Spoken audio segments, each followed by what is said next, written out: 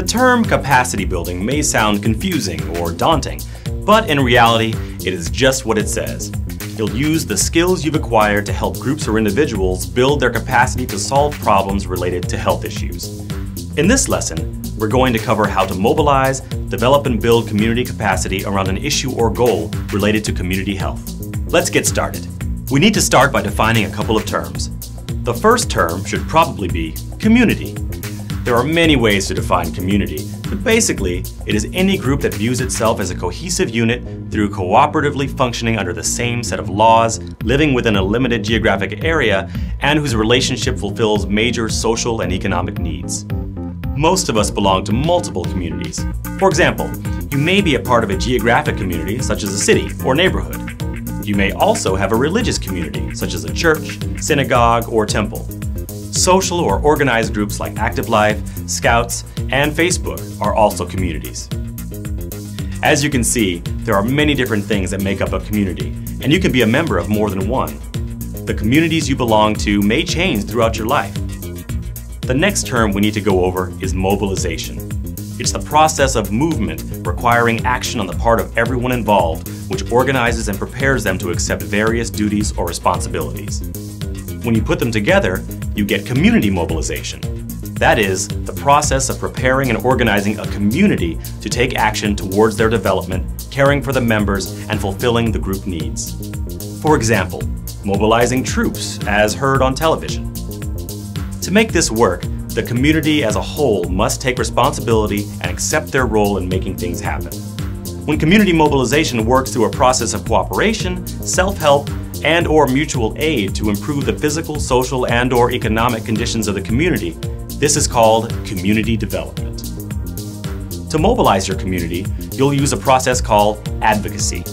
We'll talk more about advocacy in the next lesson. Finally, we can look at the term network. A network allows individuals or groups to share information, ideas, resources, and goals. I really want to emphasize how important this idea can be when working in the community, especially in the nonprofit world. Have you ever heard the statement, "It is not what you know, but who you know"? Networking, to an extent, is the practical form of this saying. Think about how you get things done using connections you've made in your life. If you want good seats for a concert, are you going to call someone you don't know, or your cousin who works at the ticket sales office? We use the principle of networking in our personal lives all the time without thinking anything about it. It is also very beneficial when you're working in your community. That's why so many people attend community meetings such as the Lions Club, the Rotary Club, or the Chamber of Commerce. These gatherings allow them to meet others in the community and tell them about their organization or cause and about themselves. They're also great because they allow members to interact in different ways, as a business, as a group leader, a citizen, and friend during fun activities. If people know and like who you are, they're more likely to think of you or your group when they come across opportunities for collaboration, for referrals, and for possible sponsorship. Think about it. You need a letter of support for a project or grant, and you're on a timeline. Do you think you're more likely to get it if you have to cold call the organization, or if you know the director's cell phone number because you sit together every week at Rotary? You need to develop a method that works for you to keep track of people you meet and the skills or resources you may be able to tap them for in the future. You're probably thinking that you're not able to join these types of organizations, so this doesn't apply to you, right? Well, the same principle applies in organizations you may already participate in or people you already know. Who do you know on the student council? Which teachers support healthy choices? Whose parents serve on the school board or own a business in town? Use what you know. To make networking work for you, you need to make a good impression to start with, follow up, and keep in touch with them. If you meet someone at an event and after talking for a while, they give you their card, it doesn't hurt to drop them a call or an email the next day to let them know you enjoyed speaking with them and would love for them to know more about what you do as an organization. To maintain the relationship, be sure to invite them to events, send holiday cards as appropriate, and possibly pass along information you think might be helpful to their organization. Remember, you can use your current network to expand your contacts. For example, if you need a resource for marketing materials, you may send a note out to your existing network to see if anyone you know could help you. Most of the time, if they can't help, You'll get a "I can't help you, but I know who can" message in return. Again, you'll be much more successful if you can call and say, "So-and-so told me to give you a call," than just calling random organizations out of the blue. Network connections you make now, even as a young adult, have the ability to help you with many of your future goals. You will be surprised how much networking may be able to help you with college or job recommendations, support for future projects, and access to resources you may not have otherwise had. Now that we have built a coalition from the skills from the last lesson, and have built a good network, let's look at how a leader can influence how the group moves forward to address a community goal. Most leaders fall into one of 6 categories or types. The first is the autocratic leader.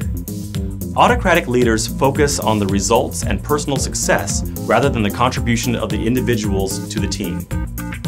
These leaders see the members as just tools to get the job done. In certain situations, such as tight deadlines, this type of leader may be effective. The second type is the democratic leader.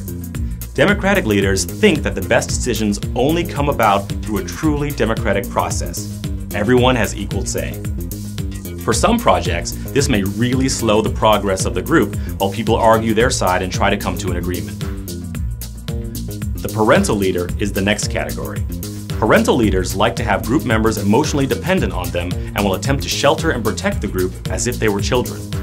This can be frustrating for the members and can hinder the development of the project.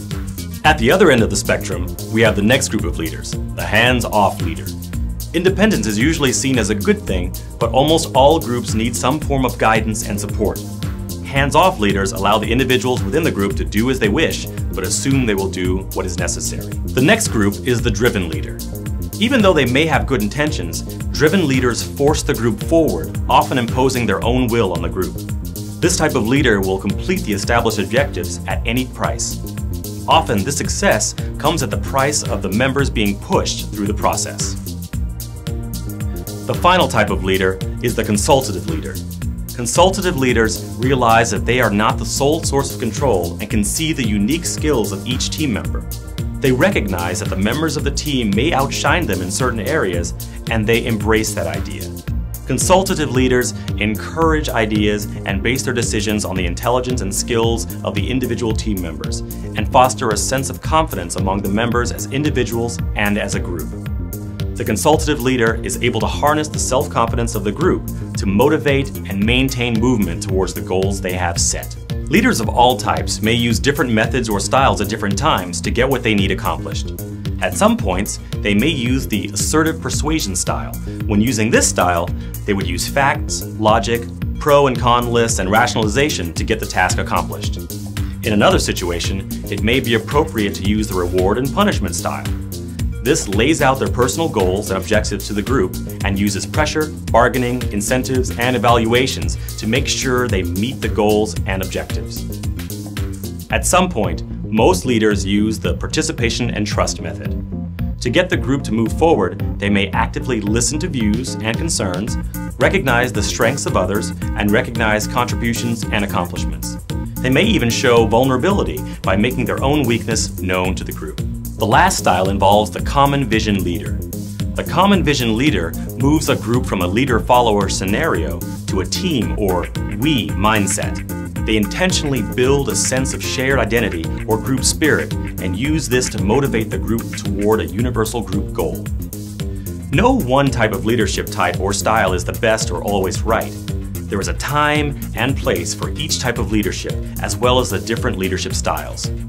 It may be helpful for the group to evaluate what type of leader they need to complete a task at the beginning of a project.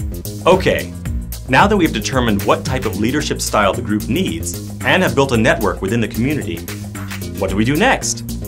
One of the best things you can do for a group to build their capacity to succeed is to help them to learn to form and use a basic action plan. An action plan is a roadmap the group will use to guide them toward their goal. You need to first take the ultimate goal, or how you want to change your community, and break it down into measurable, specific goals.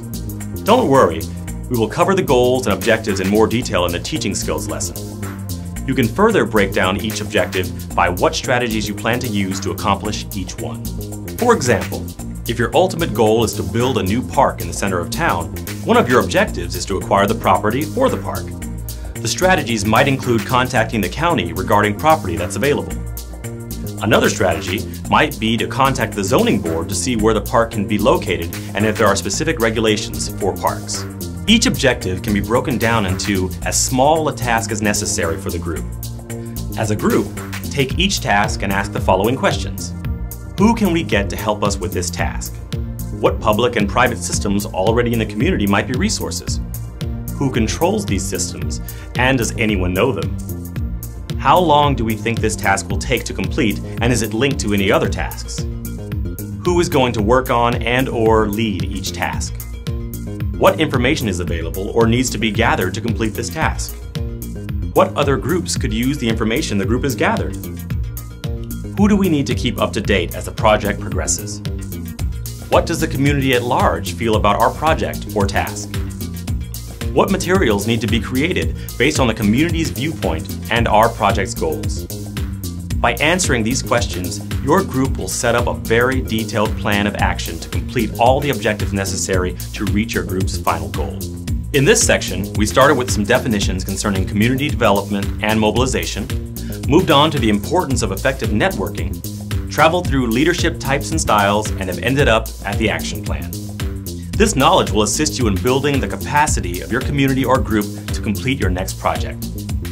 Take some time to think about how you network and lead. Look for ways you can be more effective. Then, practice developing an action plan for a simple group project like cleaning the house or planning a vacation.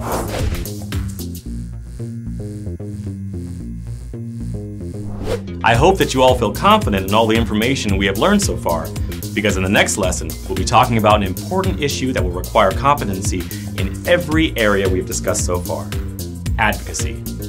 Now, please take a minute to show us what you've learned. After you successfully complete these questions, you'll be able to move on to the next lesson.